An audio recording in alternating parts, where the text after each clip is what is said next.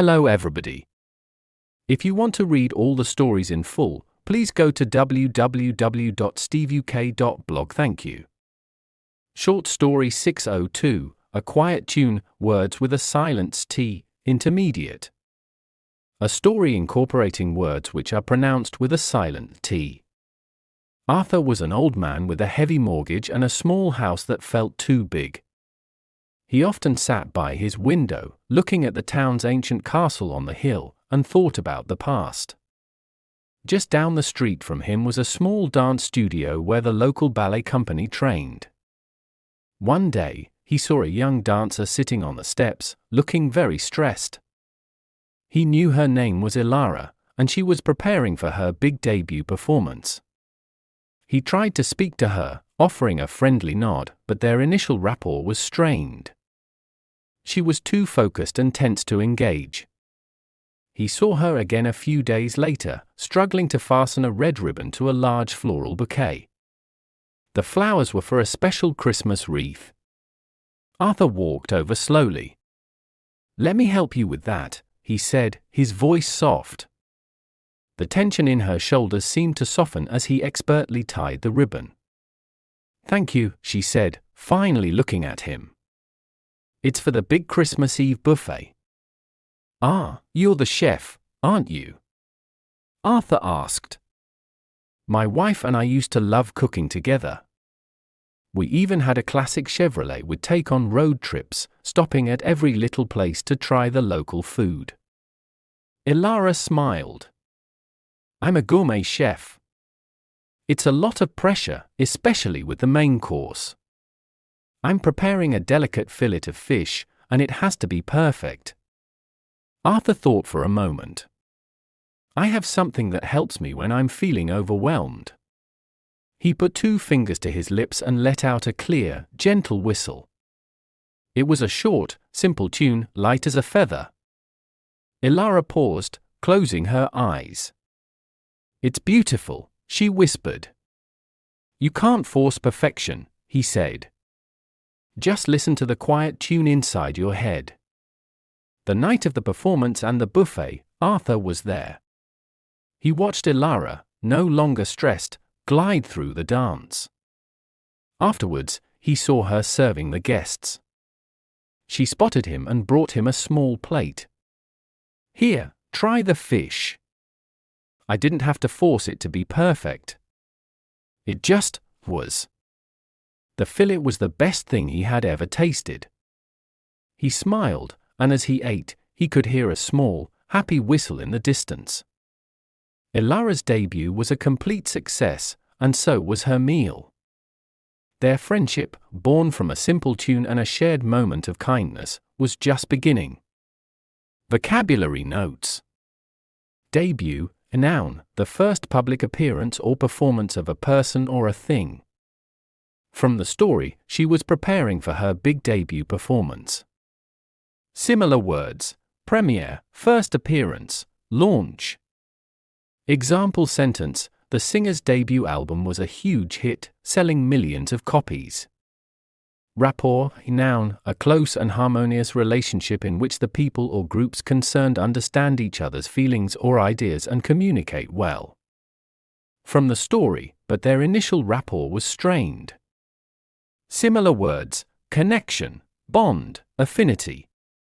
Example sentence: the teacher quickly established a good rapport with her students, making them feel comfortable in the classroom. Fillet, noun, a boneless piece of meat or fish. It can also be used as a verb to mean to remove the bones from meat or fish. From the story, I'm preparing a delicate fillet of fish. Similar words: steak, cut, chop.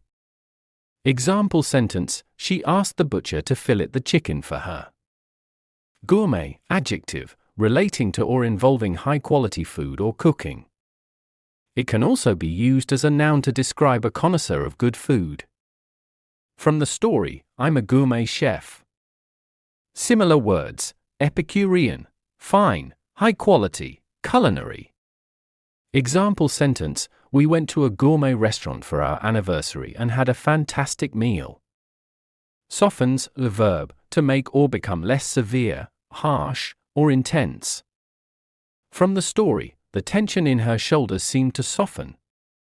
Similar words: lessen, ease, alleviate, relax. Example sentence: the afternoon rain began to soften the dust on the road. Story written by Gemini Pro AI. Image created by 1minute.ai. To read all the stories in full, please go to www.steveuk.blog. Thank you. CC Music, Drifting at 432 Hz, Unicorn Heads. So, what in the world does an old man, a stressed-out dancer, and a castle have to do with the English language? Well, in today's explainer, we're going to unwrap a story that actually holds a secret to why some English words are spelled so darn strangely. You know how some letters in English words are a bit shy? Yeah, they show up in the spelling, but when you actually say the word out loud, poof, they're completely silent. They're kind of the quiet ones in the background. Okay, take the letter T, for example. Try to hear it in these words: castle, listen, whistle. You can't, right? And this phantom T is actually a hidden clue in the story we're exploring today, which, believe me, is packed with these tricky words. So our story, A Quiet Tune, kicks off with two people who could not be more different, living on the same street, and their lives are just about to cross in a really wonderful way. On one side, you've got Arthur. He's an older man, very calm, often just sitting by his window looking out at this ancient castle in their town. And on the other side, we have Elara. She's young, she's super stressed out, and she is laser-focused on getting ready for her big debut. Now, what's really interesting here is how their story starts. It's not with some easy friendship. No, it begins with a bit of a challenge. Their first meeting is, well, it's a little awkward. So picture this. Arthur, he tries to be friendly, right? Just a simple nod. But Elara is so tense, so wrapped up in her own head, that she can't really engage with him. That initial connection, that rapport, it's just not there. And this word, rapport, it perfectly describes what they're missing. It's that easy, harmonious click you feel with someone, where you just get each other and the conversation flows. Right now, Arthur and Elara, they have zero rapport. You can think of it as a bond or having a natural affinity with someone. Like when a great teacher builds an instant rapport with their students, that's what we're talking about. But then, a simple act of kindness completely changes the dynamic. Arthur sees Elara struggling with a bouquet of flowers, and he just steps in to help. And just like that, you can literally see the stress melt away from her. This one small gesture immediately helps her relax. And this is a perfect example of the word soften. See, it's not just about something being physically soft, it means to make something less intense. Arthur's simple act of kindness was all it took to soften her stress. And you can use this word in all sorts of ways. A calm voice can soften a really tense conversation. Or, like the story mentions, a bit of rain can soften hard ground.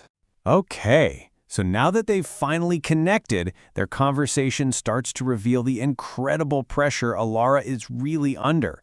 And it turns out she's juggling a lot more than just dancing. So Elara explains that on top of her big dance performance, she's also a gourmet chef, and she's in charge of a massive Christmas Eve buffet. The pressure is on, big time, especially with one very specific dish. So when she calls herself a gourmet chef, what does she mean? Basically high-end, top quality, fancy cooking. It's a word that screams excellence. And that fillet of fish she's worried about, that's just a prime, boneless cut. But listen to how you say it. Fill-lay.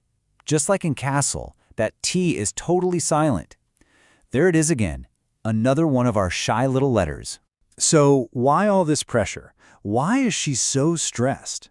Well, because this whole event, the dancing and the dinner, is her big debut. It's her very first time showing off her talents on such a huge stage. A debut is a premiere, it's a launch, it's that huge critical first time an artist, an actor, or yeah, even a chef, presents their work to the world. Think an author's debut novel or a singer's debut album. It's their grand entrance. Seeing how much she's struggling, Arthur shares some simple wisdom. He whistles this gentle tune and tells her, don't force it. Don't try to be perfect. Just listen to that quiet tune inside you. And you know what? That advice helps her let go of the pressure and find success. So this whole story wasn't just about Arthur and Elara. It actually shows us a much better way to make new words stick in our heads. So here's the secret. Here's the deal. Seeing words inside a story gives them emotion. It gives them context. Rapport isn't just a definition on a page anymore.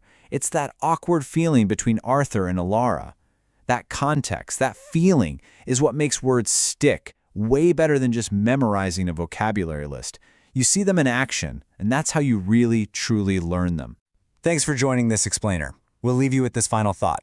Just like Elara, we all face those high-pressure moments. So, what's the quiet tune you listen to when you need to find your focus?